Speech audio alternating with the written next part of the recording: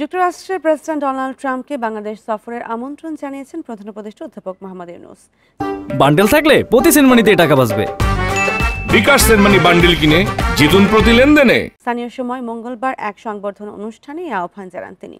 অনুষ্ঠানে প্রধান উপদেষ্টা স্পেনের রাজা ষষ্ঠ ফিলিপে, জাপানের প্রধানমন্ত্রী, জাতিসংঘ মহাসচিব ও ভুটানের প্রধানমন্ত্রীর সঙ্গেও মতবিনিময় করেন। তিনি মার্কিন পররাষ্ট্রমন্ত্রী মার্কো রুবিও ও দক্ষিণ ও মধ্য এশিয়ার বিশেষ দূত সার্জিও গরের সঙ্গেও সাক্ষাৎ করেন।